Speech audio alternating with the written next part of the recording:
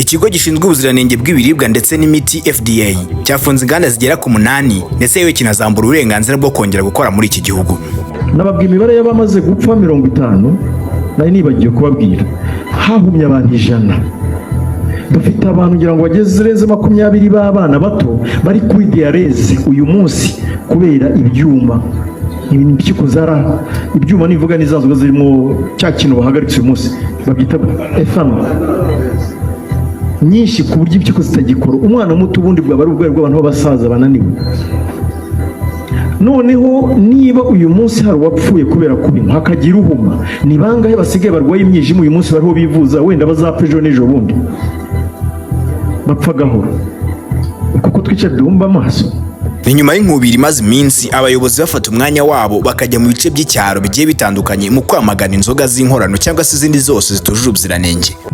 Buri wese uri mu ruhererekane rw'icyo kinyabutabire cy'etanol kuva ku cyemporo utakivuye hanze kugeza kugikwirakwiza mu bagikoresha. Bije gushyira kuri gahunda byari bimaze iminsi y'akajagari mu gukora izi nzoga za gin kuko icyo kinyabutabire nicyo gikoreshwa mu gukora ziriya nzoga za gin. Uburyo cyakoreshwaga ntabwo byari bigikurikiza amategeko, cyane cyane mu nganda z'abakora ibyo binyobwa. Abenda byo bifite uburyo kibikurikiranwa na Minaroke yashyizeho amabwiriza. Niba ushaka kwenga ugomba gusaba uburenganzira cyangwa se ukamenyesha icyo gikorwa ko gifite abayobozi mu nzego z'ibanze bakagufasha gukurikirana ko wuzuza ibijyanye n'ubuziranenge n'isuku. Bamwe mu bayobozi b'inzego z'ibanze mu duce tugiye dutandukanye tw'igihugu kuri itariki ya 2 z'ukwezi kwa 8 2026 biriwe mu mukwa budasanzwe aho bari kugenzura bareba bamwe mu bacuruzi b'utubari ndetse n'abandi bacuruza amoko atandukanye y'inzoga by'umwihariko zimwe abaturage bakunze kwita ibyuma bakazifata bakazijyana kuko nazo zikekwa ko zitujuje ubuziranenge.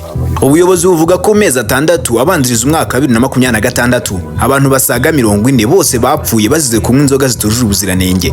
Bavuga ko kandi hari n'abandi bagiye babimpumyi kandi muri aba harimo n'abafite imyaka mikeya cyane urubyiruko. Zimwe mu nzoga zatumye abantu bapfa abandi bakabimpumyi harimo inzoga z'inkorano ndetse n'izo mu nganda. Inganda nyinshi zafunzwe ni zikora ubwoko bw'inzoga zo mu bwoko bwa gin abaturage bakunze kwita ibyuma. Inganda zafunzwe ni Ngufu Gin Limited, NBG Limited, Sky Drop Industry Limited, Africana Buffalo Limited, Nopa Company Limited, Root Investment Group Limited, Lugali Agro Processing Company ndetse na Zangru Industrial Reliability Company Limited. FDA binyujije mu itangazo ryayo yanasabye abantu bose baranguye cyangwa se baguze zino nzoga guhita bazikura ku isoko inzoga zakozwe n'izi nganda. Ibyo nibyo byatumye bamwe mu bayobozi bo mu nzego z'ibanze bahita batangira guhiga ahantu hose bashobora kuba bari gucuruza zino nzoga barazitwara. Abaturage benshi bibaza ukuntu ubuyobozi bushobora gushyira imbaraga mu bijyanye no guca ubushera, ibigage, imitobe ndetse n'izindi nzoga nyinshi zengerwa mu giturage ariko bakirengagiza ko hari ibyuma